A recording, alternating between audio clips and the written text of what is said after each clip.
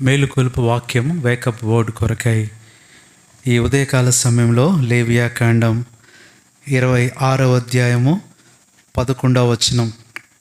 నా మందిరమును మీ మధ్య ఉంచెదను, మీ యందు నా మనస్సు అసహ్యపడదు. నా మందిరమును మీ మధ్య ఉంచెదను. వాగ్దానాలన్నిటిలో గొప్ప వాగ్దానంగా ఇది పరిగణించబడింది. ఈ దినాన ఎవరైనా సరే వారి వస్తువులు మనతో ఉంచడానికి మరి ఇష్టపడరు. ఒకవేళ ఏదైనా మన దగ్గర ఉంటే అది ఎప్పుడైనా వాళ్ళు తీసుకుంటారు. కానీ దేవాది దేవుడు తన మందిరాన్నే మన మధ్యలో మనతో ఉంచాలని ఆశపడుతున్నాడు. మందిరము మన మధ్యలో ఉండటం అంటే ఏమిటి?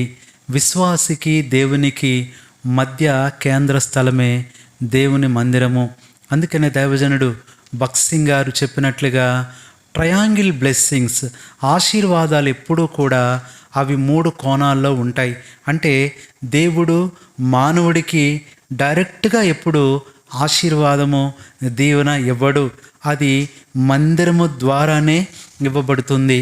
మందిరంలో ఉండే మేలులు, మందిరంలో ఉండే ఆశీర్వాదాలు, మందిరంలో ఉండే నెమ్మది, మందిరంలో ఉండే సమాధానం, సమృద్ధి, అదేదైనా సరే దేవుడు నీకు ఇవ్వాలని, నీ మధ్య ఉంచాలని ఇష్టపడుతున్నాడు.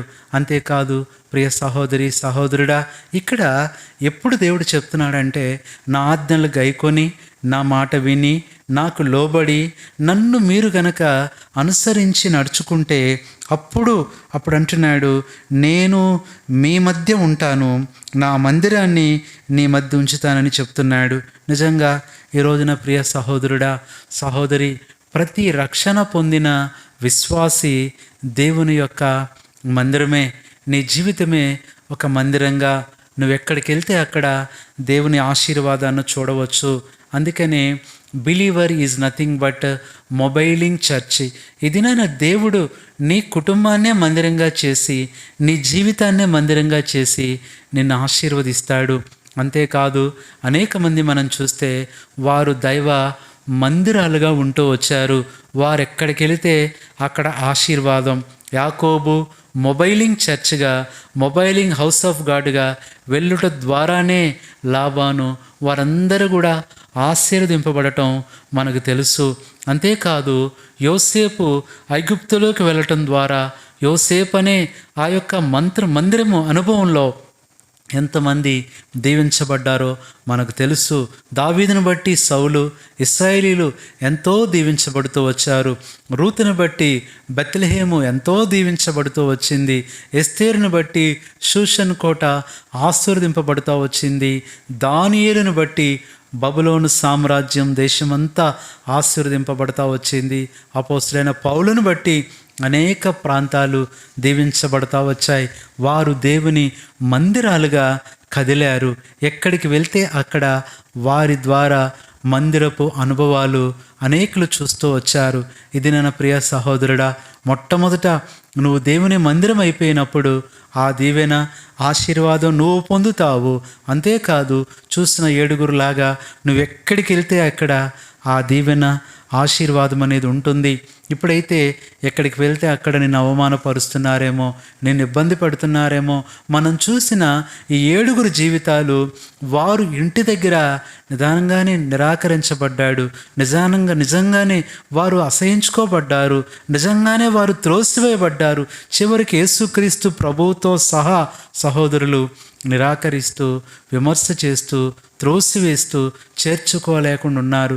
కానీ ఒక దినం వస్తుంది, నీ ఇంట్లో లేని గౌరవం నీకు దేవుడు బయట ఇస్తాడు. నీ ఇంట్లో లేని ఘనత దేవుడు నీకు బయట ఇస్తాడు. ఏ ఇంట్లో వాళ్ళైతే నిన్ను అవమానపరిచి బాధ పెడుతున్నారో వారందరూ వచ్చి ఒక దినాన నీ ఘనతను, నీ మహిమను చూసి దేవుణ్ణి స్తుతించే దినం ఒకటి వస్తుంది. కాబట్టి ఈ దినాన పరిశుద్ధంగా, పవిత్రంగా, యథార్థంగా, నమ్మకంగా నువ్వు ఉంటే దేవుడే తన మందిరాన్ని నీ దగ్గర ఉంచుతాడు. అంతేకాదు నిన్నే ఒక మందిరంగా చేస్తాడు. నువ్వు వెళ్ళిన ప్రతి చోట గొప్ప కార్యాలు చూస్తావు. అలాంటి కృపను దేవుడు నీకు అనుగ్రహించి నిన్నే ఒక దైవికమైన నడిచే మందిరంగా దేవుడు చేసి నిన్ను, నీతో ఉన్న ప్రతి ఒక్కరిని ఆశీర్వదించి దీవించి మందిరం యొక్క సమృద్ధి అనుభవాలన్నీ నీకు అందరికీ దయచేయాలని కోరుకుంటూ నీ కొరకై ఉదయకాలం ప్రార్థన చేస్తాం.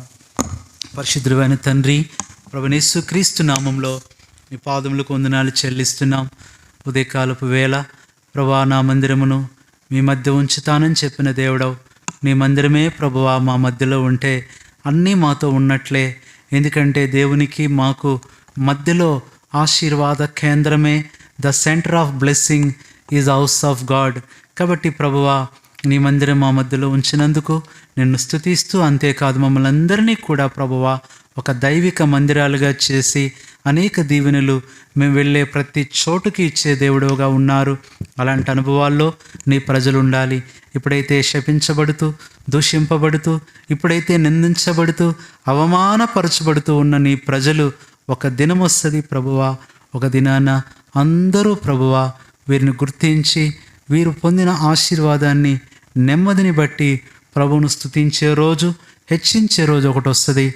అలాగూ ప్రభువా ప్రజలందరినీ, ఈ మాటలు వింటున్న వారిని జ్ఞాపకం చేసుకోమని, వారు కృంగుదల, నిరాశ, నిస్పృహ, బాధలన్నీ తొలగించమని, ఎవరైతే బలహీనలుగా ఉండి ఈ మాటలు వింటున్నారో స్వస్థపరచమని, దినమంతా మా ప్రజలకు తోడై ఉండి నడిపించి సహాయం చేయమని ప్రభువైన యేసుక్రీస్తు నామంలో ప్రార్థిస్తున్నాము తండ్రి, ఆమేన్. మన తండ్రి అయిన దేవుని ప్రేమ, ప్రభువైన యేసుక్రీస్తు కృప, పరిశుద్ధాత్మ అన్యోన్య సహవాసం మనందరికీ సదాకాలం తోడైండి నడిపించునుగాక, ఆమేన్. ప్రభువైన యేసుక్రీస్తు నామంలో అందరికీ హృదయపూర్వక వందనాలు. Praise the lord.